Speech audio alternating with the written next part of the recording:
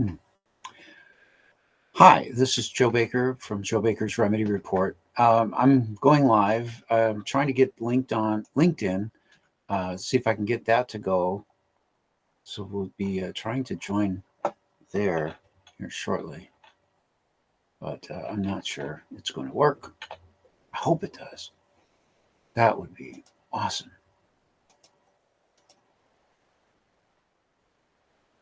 Maybe not. Let's see. LinkedIn Live, manage streams.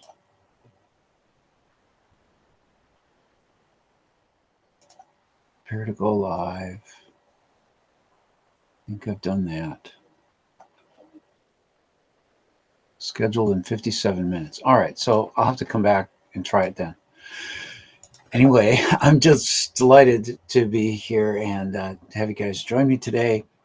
I'm talking about guarding against divide and conquer psychological initiatives. I'm 58 years old, and I've been around the block. And let's see, in my life, there's been a lot of times when I've been really given to certain psychological or ideological um, ideas that I've been driven to be passionate about, and to try to wedge these ideas into the brain space, so the mind space of people in the world. And it's always been a big thing. I don't know. I guess the first time that it really struck me was when I was an evangelical Christian, and the idea of trying to save everyone, right, from hell. And so that was the impetus. I think the first time anyone had ever tried to get me to get others uh, into an ideology. I want to talk today about an epiphany I had this morning, and I've there's been other things in my life that I've run into that were ideologies where people expect you to try to push them out further. And one of the realm of politics was another one, and it was interesting that the religion led to the politics in my case. And I did an interesting thing. My interest in politics was not born out of the typical political drivers. It was that I was being manipulated in the Right to Life organization movements, um, to participate in politics. So my natural affiliation was with the Republican Party on that basis alone. Well, my father was also uh, conservative in economics and things, so more in the ideas of gold and hard metals backed currencies. I want to get to this because it's really important. This information is changing the way that I view my friendships and relationships. Now I want to embrace people of all different kinds of ideas and backgrounds. And I want to start coming up with an ethical framework of how to resolve conflicts among those varying people. And I've done this a lot through something I call the Forgiveness Public License. I wrote this, and I didn't realize that it would be so instrumental to what I'm about to talk about. Um, I need to kind of get to the gist of this right now. I ran once as I'd ran a couple times and been awarded. I got received an award, the Campbell Award in the Republican Party, for my activism in Milwaukee County. And then one day there was two Democrats running in a primary, and neither of them were pro-life. And I thought to myself, strategically, it was going to be very difficult to beat either one of those in the general election. So I thought, I'll jump into the Democratic primary. And if I can bring my Republican base with me to vote for me as a conservative Democrat, then we kick them out of the general election. And even though I would have certain Democratic leadership and all this kind of stuff that I'd have to deal with, I would have succeeded in bringing a pro-life voice into that Senate seat. I think it was Senate, could have been Assembly in Wisconsin. Oh, this goes way back. I don't know. I think 1992 was the first time I ran. And so this would have probably been about 95. No, it had to be before 95. That's when my daughter was born. So maybe 93, 96, no, 90, 93, 90, 1994. Anyway, what I learned, I should mention, I'll put up a link to our chat room. I'm broadcasting across so many platforms right now that it's hard to integrate the chat with everybody. I'm on Rumble, YouTube, Twitch, Facebook, Twitter, hopefully LinkedIn soon. And I think, it's better to just have a general chat group. Let's see. There's the link, and I'll put that on the screen somehow. And in the meantime, I'll continue talking about this. When I ran as a Democrat, all my Republican friends wouldn't touch me. Like, it was like night and day. This was like I'd stunt. Hey, good to see you, man. How do I got to put this on the screen. If you pin, there you go. I see the cat there on the screen. Bowser Big Bean Burrito coming in from Twitch. And he's asking, do I love Trump then? Oh, man. Well, he's an interesting character. I'll give you that. I'm not a Trump supporter, but I'll tell you that I feel he won the last presidential election. And I'm confident of that. And I don't know why or how. I just saw it. I felt the vibe. Everything was just rolling like that. And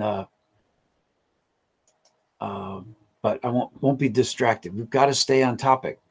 Divide and conquer. We have to guide against these psychological operations that are designed to divide people. And this is what I'm trying to say is we need to make friends with people of diverse ideologies, people of diverse, wow.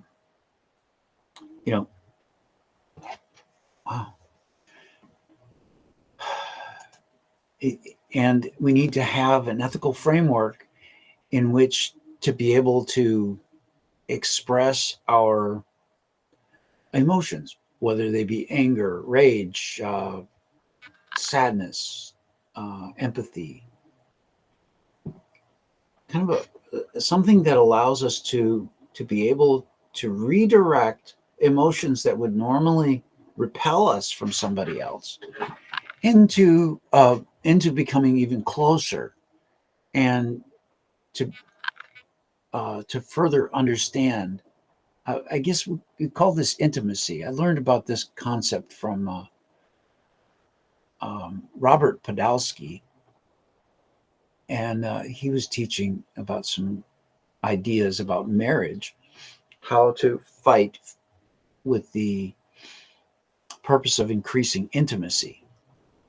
And there are techniques, like you. I think the cat wants to go out of the room. No, he went under the bed.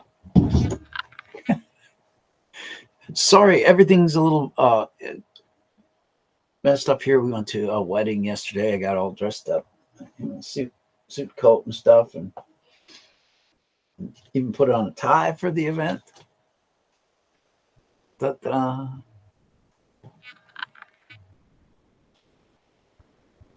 But I was hearing about this stuff with regards to the college campuses and all the stuff about the Israeli supporters versus the Palestinian supporters, how this is playing out on college campuses, how the pro-Palestinian people are calling on the universities to divest themselves of any investments in Israeli companies. And it's kind of a brilliant move, really. And then I was watching the story of the Exodus from Israel, right? Israelites, the story of Moses leading the people out of Israel when they don't even name the Pharaoh. It's interesting. So I go into AI and I ask, are there any historical people that challenge the story of the Bible in terms of the story of the Israelites going out of Egypt? And there's like no evidence that this ever even happened. Like 75% of the story is, or no, it was more than 95. One person was quoted saying like 95% of the historians don't feel there's evidence to support the Exodus out of Egypt that the Israelites are doing. And it's interesting. It's just a narrative.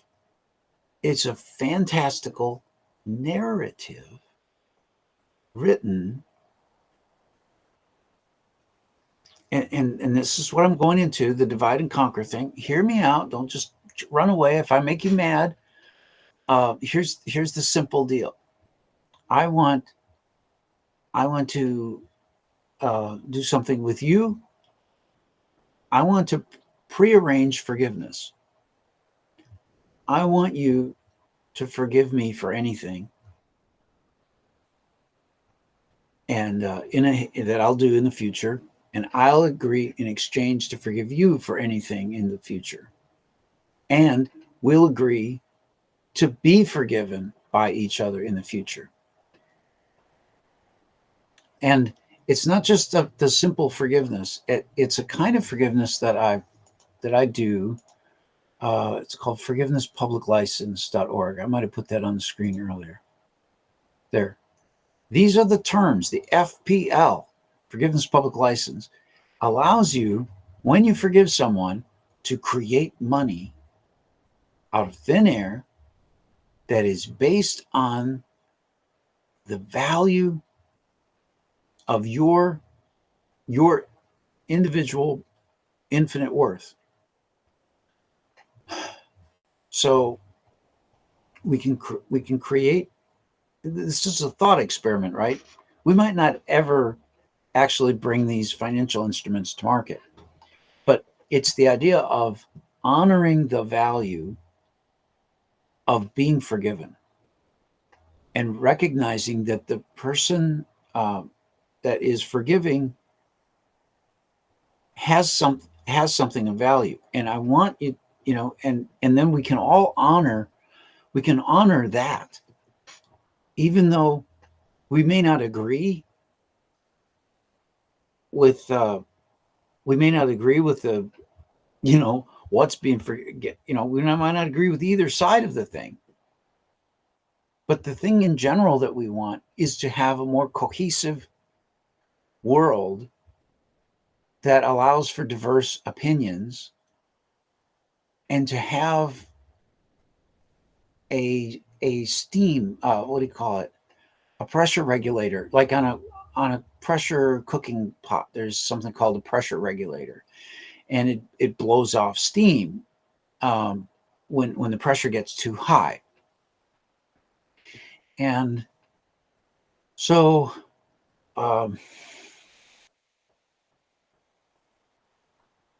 we need a steam release valve, essentially, right?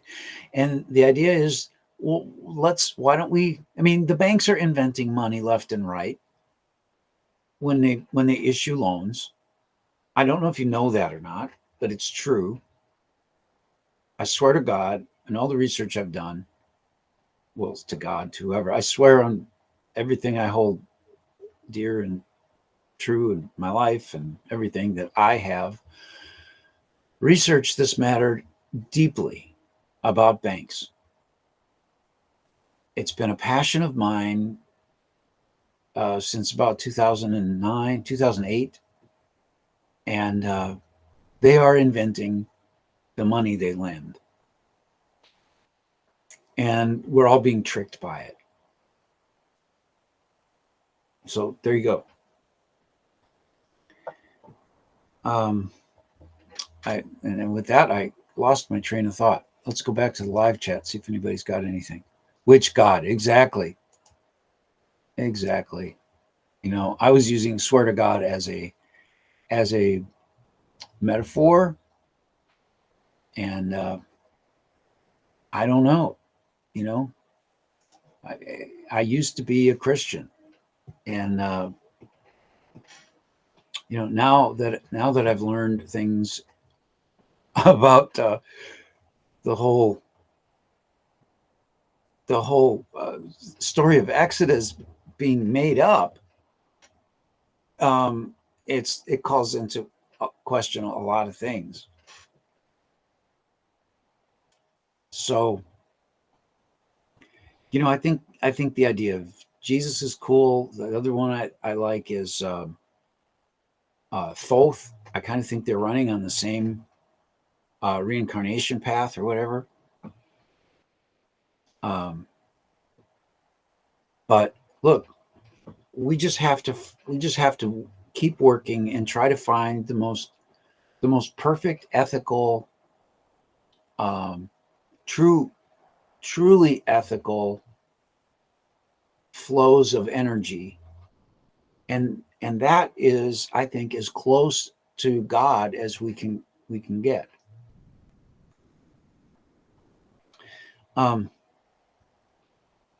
So we look for kind of perfect systems of deliberation, of and when I say perfect systems, I mean things that have less friction to them, things that just naturally start to lock in place and work. And these sort of things happen in society when society is left alone. Governments will want you to think that we have to have regulation over things to force people, coerce them, guide them into patterns of behavior that are more cohesive to the society at large. But you know, that's a criminal enterprise itself, governments, and it's really self-serving, the people that are in it, and even more so when the government becomes bankrupt, like it did in the U.S.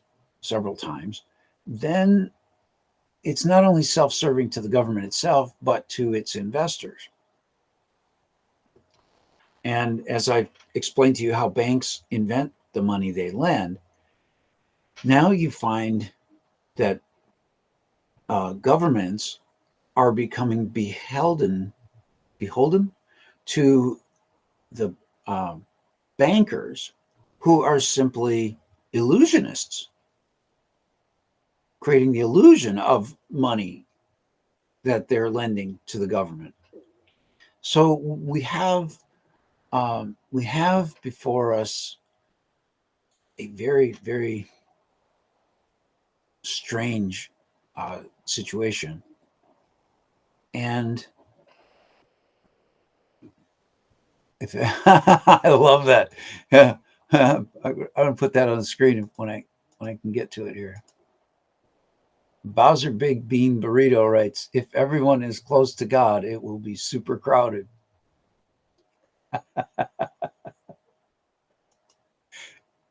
And he's dealing out cash to us.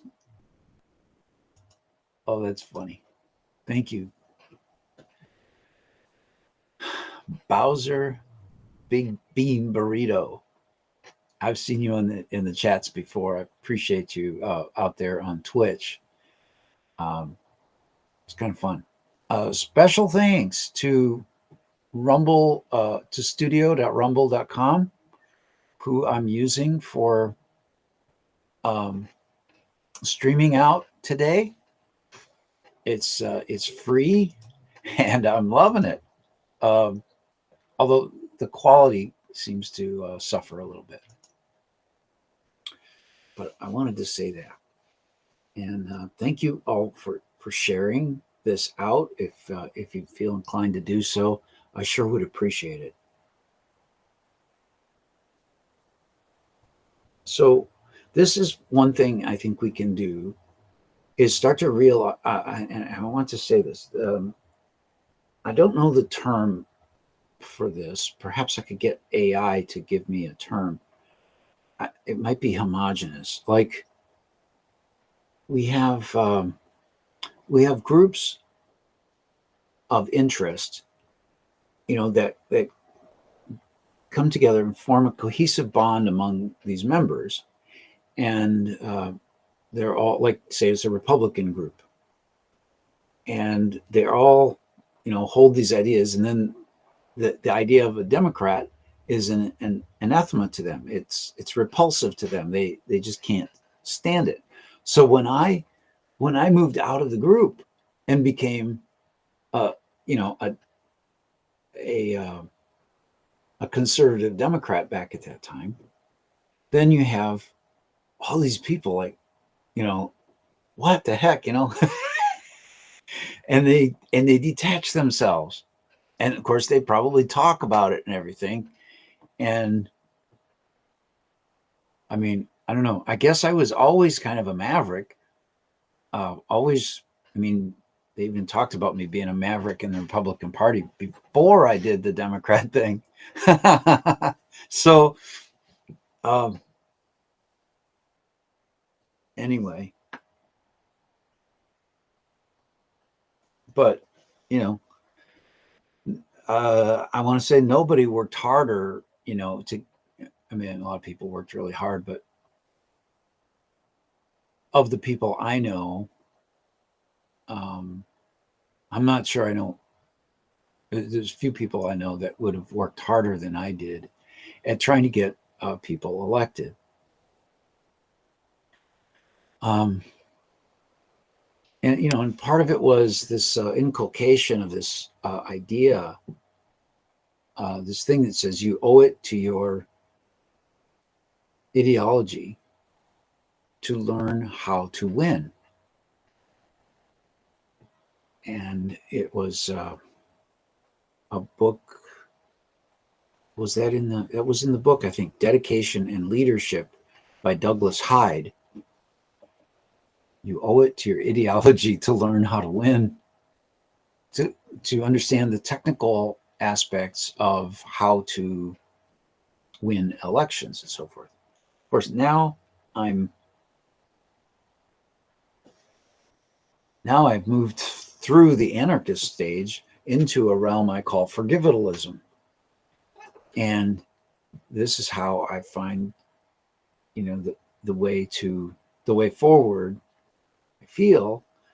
And I'm looking for feedback on all of this. The economics on this haven't been really fully worked through yet. Because it's hard to get an economist to sit down and listen to these ideas. They're so out of the box. To have a group of people agree about an asset's worth that is invented out of thin air, but based on a true act of forgiveness, something that actually does, that allows people to allay their human rage or psyche or feelings of injustice, to allay those is to issue something, I think, of value. And it's, let's see, I want to write Bowser Big Buddies, Big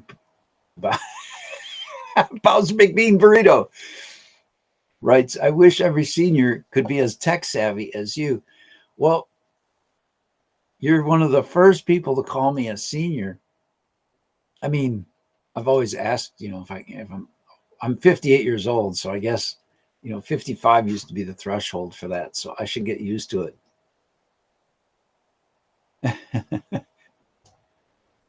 Yeah, well, and I hope I hope you can teach me stuff on the tech stuff. It's interesting. I mean, I have a lot of tech. I've got like almost 30 years of working with the Linux operating system and open source software projects. Man, if only I had started mining Bitcoin when I heard about it in 2009, 2008, I think 2009. Yeah.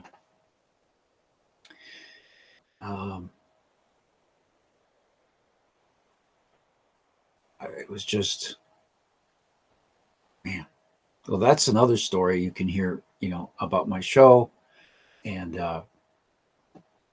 I'm fighting for, well, this is the type of thing. This is what all this is based upon, and where the origin of this forgiveness, this monetized forgiveness comes from, is that the police in Bakersfield, California, falsely arrested me one night. I mean, it wasn't speeding. I was in California. I had Wisconsin plates. I imagine it looked suspicious, but that's no reason to arrest somebody. And in California, I'm told that the laws there are the way that the code is written. When the police turn on their red and blue lights, that is an arrest. So at this point, it was a false arrest.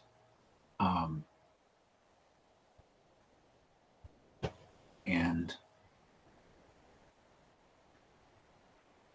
well, maybe you've heard the story, maybe not. I was clubbed 15 times. I was, and then I did something to stir their anger. I tipped over the officer that clubbed me so much, as was my right to defend myself against false arrest. You have the right, I understand, from a Supreme Court decision in 1900 to defend false arrest up to and including the use of lethal force to defend it against it.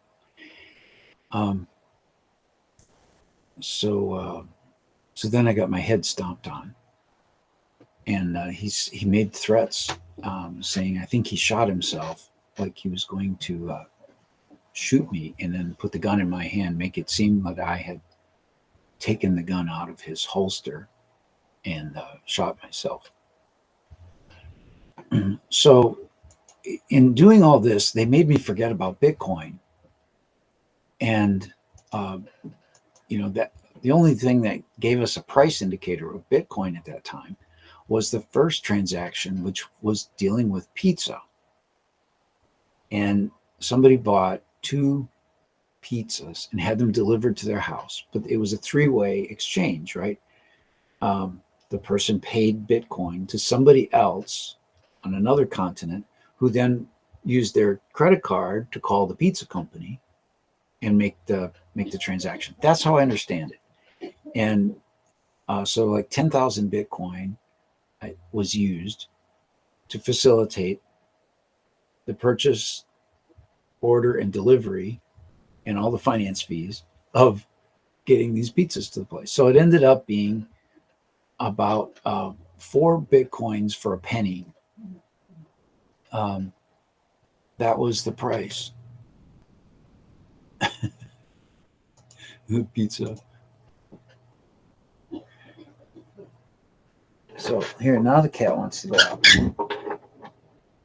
There goes Mr. Milo. Milo the cat. Let's see if that just goes away on its own. I've got it pinned up there.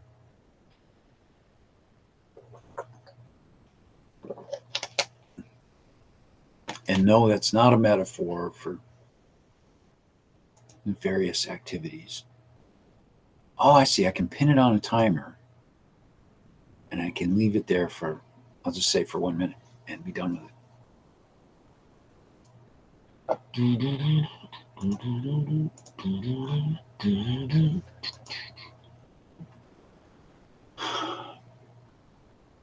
So it dawned on me today. I kind of want to skip back to it, but what the whole gist of the thing was, I realized I was likely never going to get justice for what was done to me in the courts.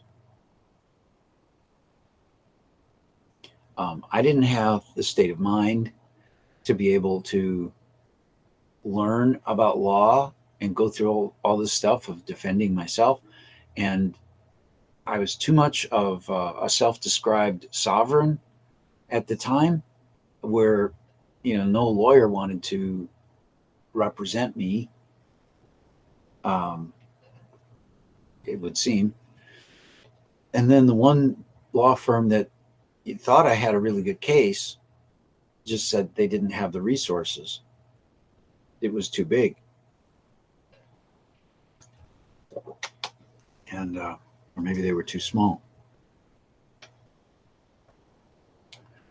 So, all that said,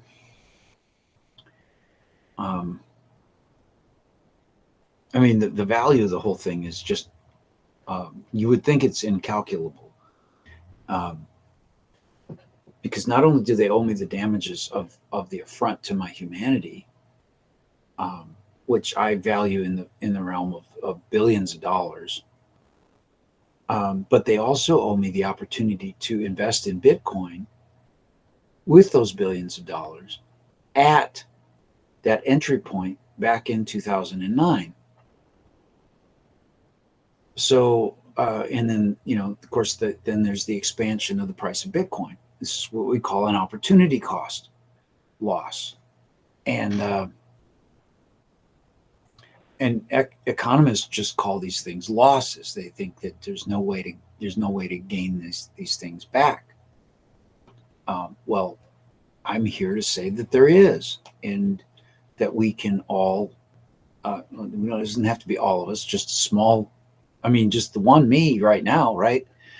I value this stuff highly, and I know others do too. And because cryptocurrency allows us to trade small fractions of something, I can express, like 25 cents worth of my my injury and my forgiveness of that injury. I can express that, and it'd be like 0.00.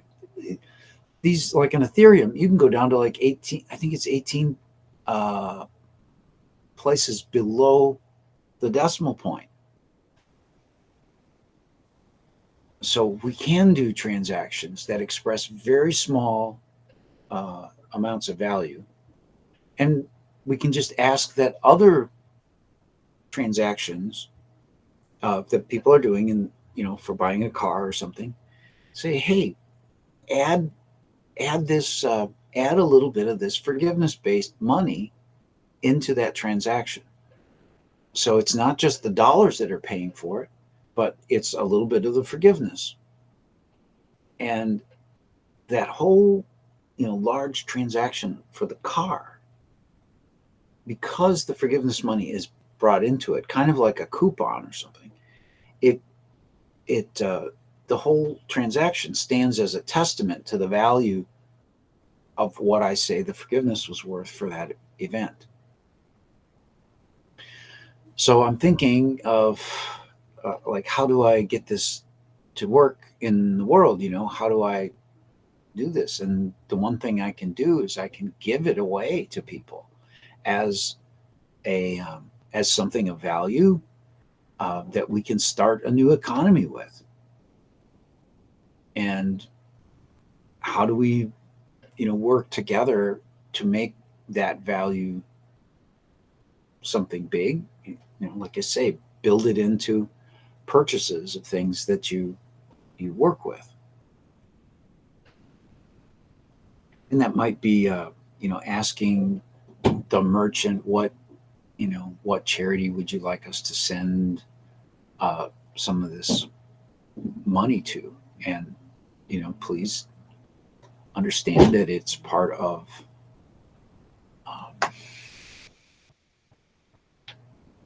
our agreement. A purchase of something is to me is like a law. It's something where you are taking two things, you're trading two things of value, and both of you are agreeing that they're equal, equal to each other, or in proportion to how much is going on there. So I think we can bootstrap this thing and start with very, very small fractions of transactions, but then we can actually say that forgiveness transactions is part of billions of dollars worth of financial activity, when we're only expressing small fractions of that.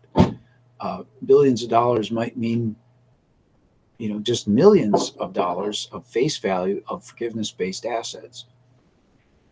And it's almost like the way banks do fractional reserve lending, where they have a small amount of money on reserve in their deposits, and they can issue more money than they actually have in the bank in terms of loans.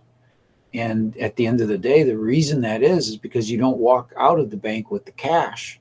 You walk out of the bank with a deposit slip that says your account has been accredited, and then you're wiring a check or something to some other bank, and it's not till the end of the day, when they're settling accounts, that they say, you didn't wire us money for this, but we've got this check, we're making demand on the money.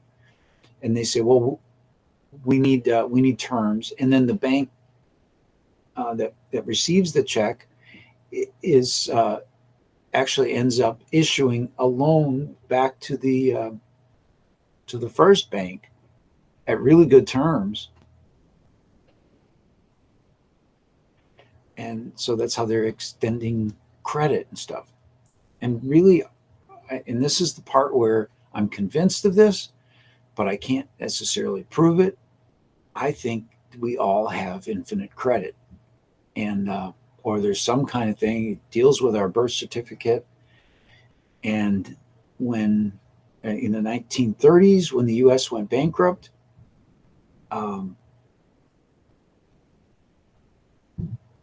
and Roosevelt called in the gold, the government took upon itself the role of settling our debts. And of course, that could be interpreted as that the government provided a paper currency to do that. But I don't know, it's kind of weird. It says nowadays they say they're Federal Reserve notes. If you look at a dollar bill, which refers to a note is an evidence of debt, if you look it up. And so the dollar bill that you're carrying around is not a dollar. It is an amount of debt that is that refers to a certain amount of indebtedness, which is $1. But there's no definition of what a dollar is anymore. So it's all very much a system of illusion. At least my system is like, I mean, in some ways, I actually refer to dollars sometimes, but I try to index things against other assets. Like 2009, I think I wrote up a price list where I talked about the cost of certain violations against me, and I expressed it in dollars, but I said worth of gold at this time, according to the market price. So that one thing was like $1 million a day at the present price of gold, which was like 700 and some dollars. So, today it's over twice that. So that was, and then that worked out to 1,040 gold ounces per day. How about that? Isn't that a strange number? Like the government has their 1040. The U.S. government has a tax form called the 1040 for filing your income tax, and inadvertently, I made that number up without even knowing it.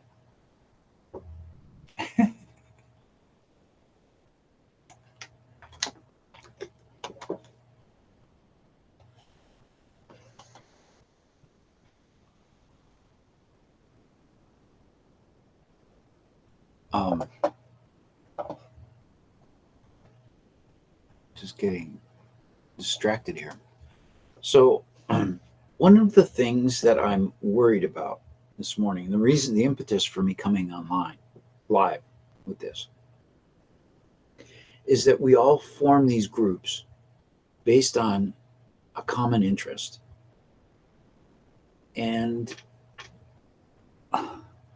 like I want to say that there's a problem with that. It's been a pattern and practice and habit of mine to get involved with groups that I agree with, and then, but there's something,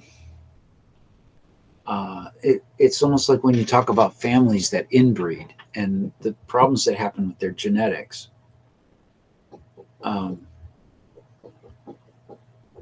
Like there's, I think one of the ways that we can defend against divide and conquer is not to group ourselves in ways that can be easily defined. Right? Like what's the word? Homogeneous? No, that's not the word.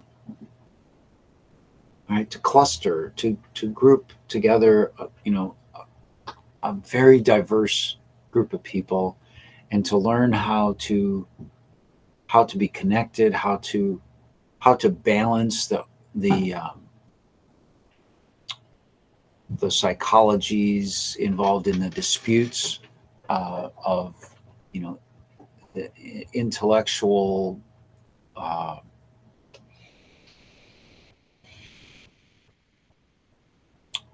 it's not almost intellectual. It's like the religious conflicts,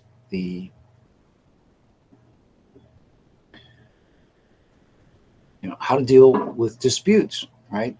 And to have those.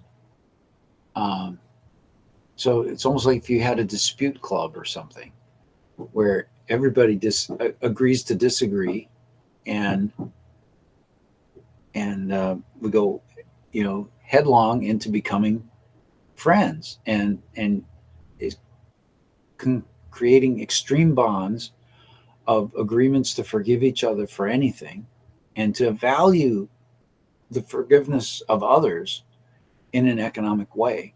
I mean, even if we're talking about a quarter, you know, a quarter, a 25-cent piece, right?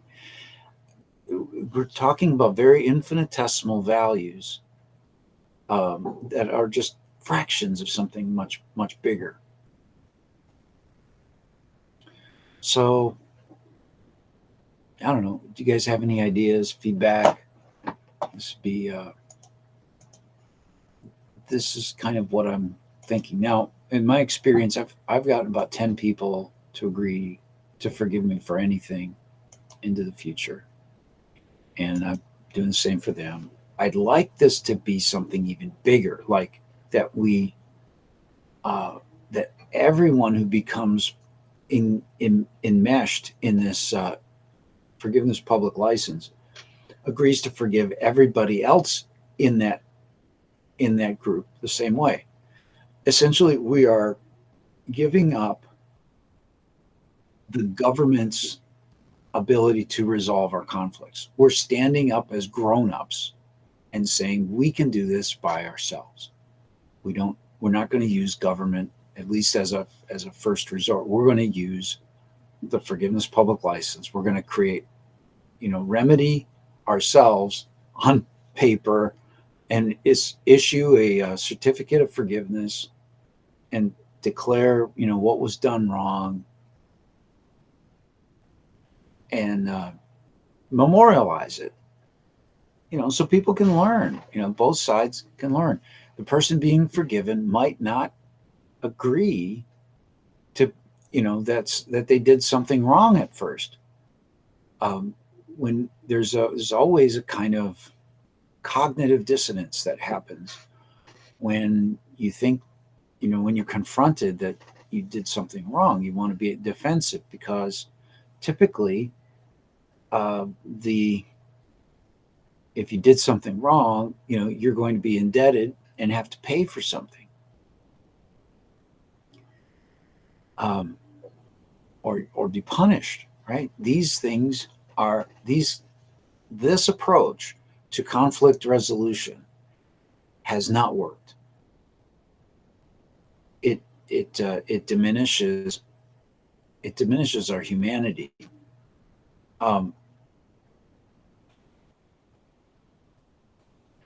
It removes that person's ability to be productive.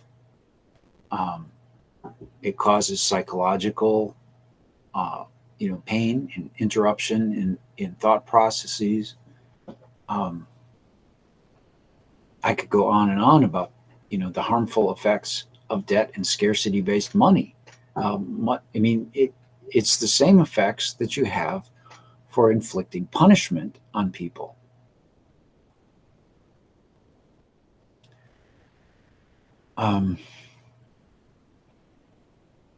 So I feel this is imperative.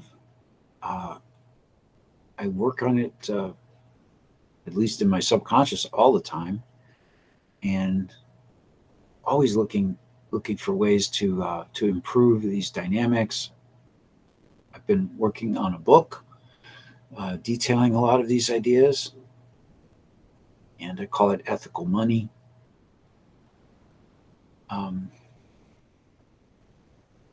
I might change that name at some point, but anyway, so what have you learned?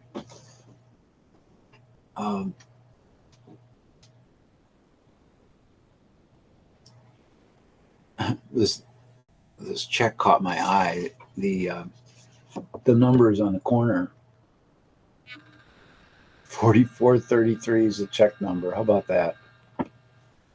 Bizarre. I like those. Send me a check. Let's see. What do I have for a donations page on here? Anything? You could go to forgivenesscapital.com, and there's probably a donate page on there somewhere. Oh, here's a page too. I'll put this up next.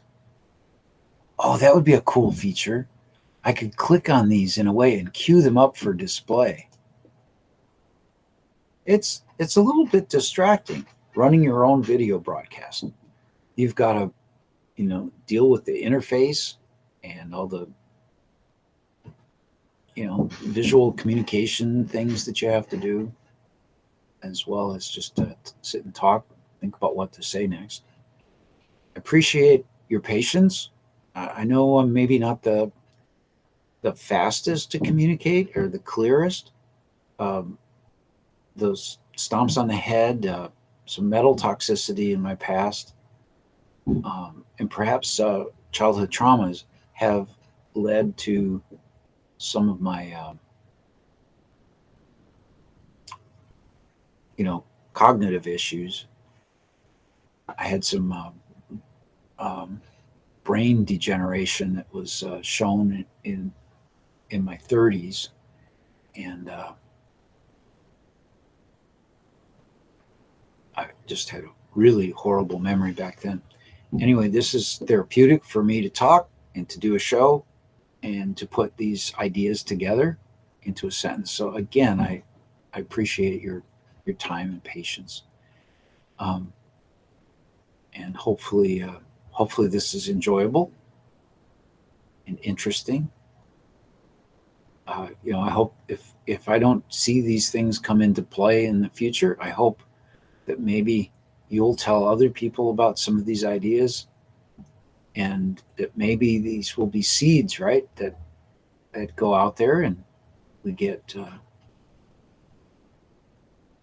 some traction on this. It would really change the world. Um,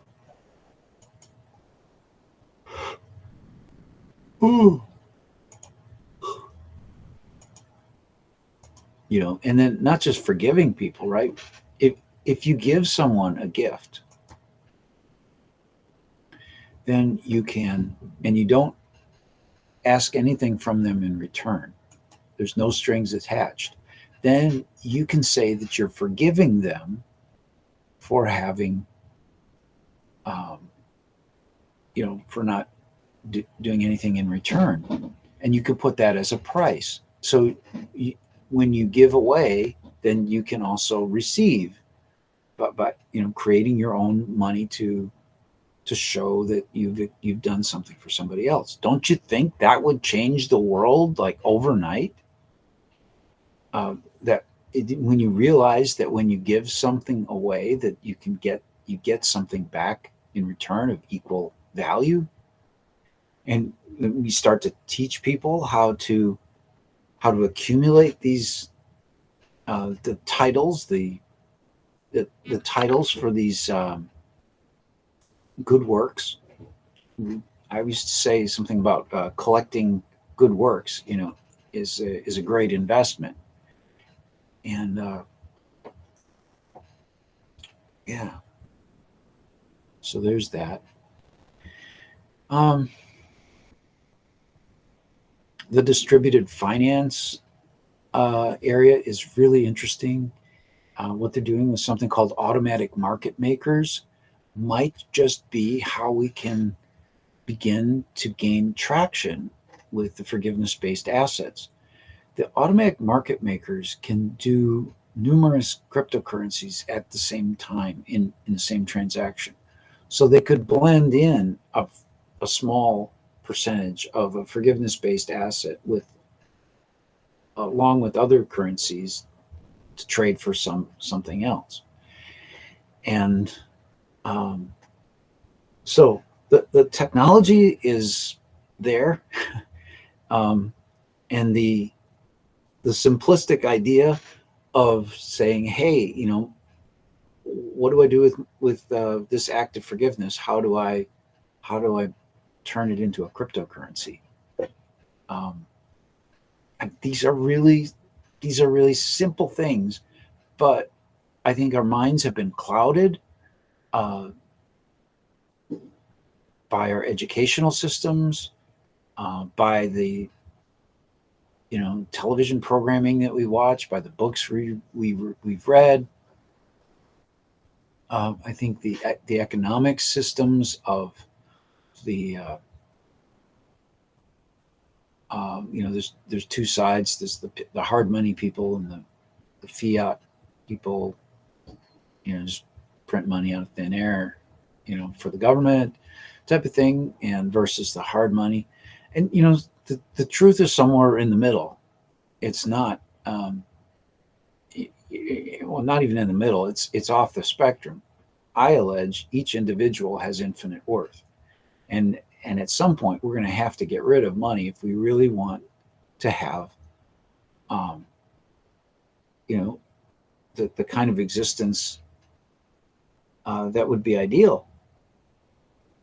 But until then, let's diffuse it and create methods of creating so much of it, so expressing so much tangible value as cryptocurrency that we diminish and we overwhelm, we supersede the present economic system by orders of magnitude.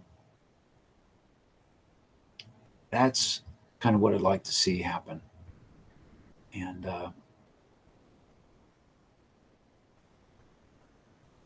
but even if we get to this point of using forgiveness-based money as a small portion of a purchase,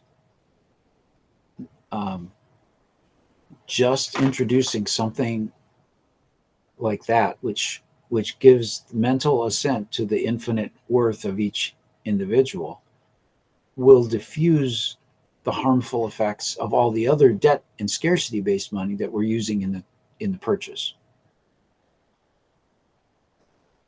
And sometimes what I like to do at it, when I'm buying an ice cream cone or something, is tell, when I'm handing them the $5 or whatever, is tell them that they have infinite worth. And that's a way of blending the purchase in a way where you're giving homage to their infinite worth as a cashier.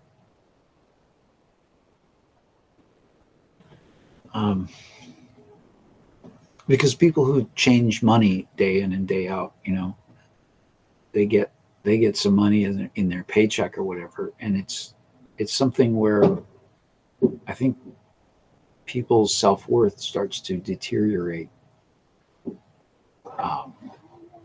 the more they deal with that stuff. I don't know. What do you think? I'm just talking about some ideas here. Well, it's time for me to go live on LinkedIn. So let me end the stream here, and I'm gonna start up again, and I'll try to keep everybody going here.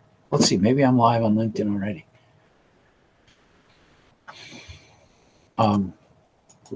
LinkedIn.com/remedy report. Let's go over there and see. So I've got a big following on LinkedIn.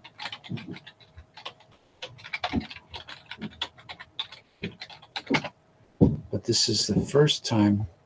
What? They can't find it. Oh, LinkedIn.com/in/remedy report. Let's try that. That seems to work better.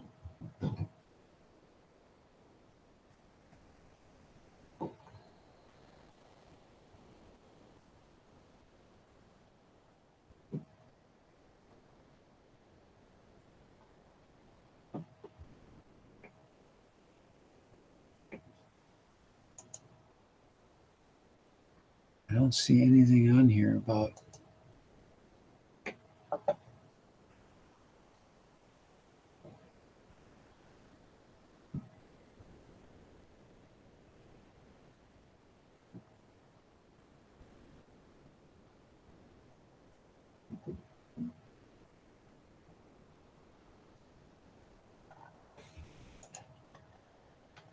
All right, I may have another page open somewhere. with the LinkedIn stuff. Oh, I wanted to get my Telegram page up for you guys. It's a place where I I found the um, it's it's just called Remedy Report. So if you go to t.me/remedy report, you can get in there, and I don't know, we've got about 304 members in that chat group. I think it was up to 400 at some point. And you can post things if they're interesting news stories or whatever. Kind of a nice place where maybe we won't get. Let's see now. Your stream details.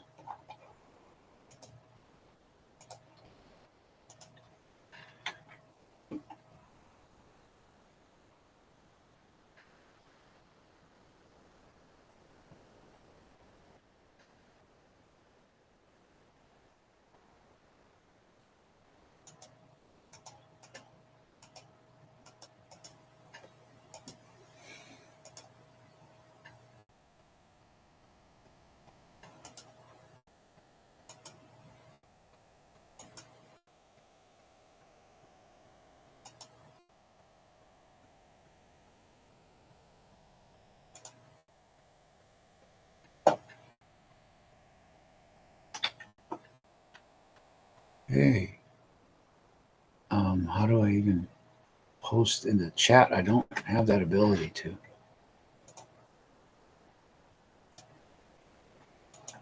I'll paste it into the Telegram group.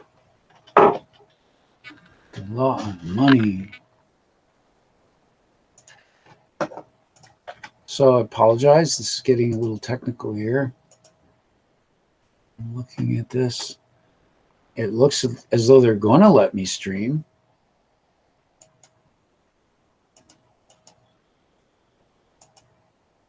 Which would be tremendous. I think I have about 4,000 followers on LinkedIn. My account was closed for maybe 2 years on there.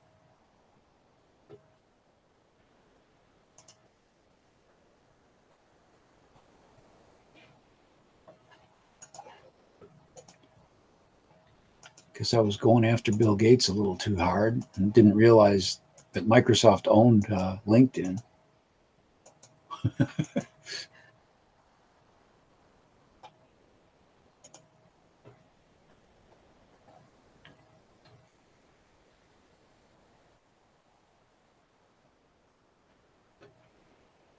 Let's start.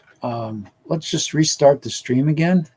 I'm going to disconnect and start again, and it might just kick in on because they're waiting for me to start streaming. Thank you for watching Joe Baker's Remedy Report, a show about bringing harmony to the world through economic innovations, health tips, increased awareness. Thank you very much.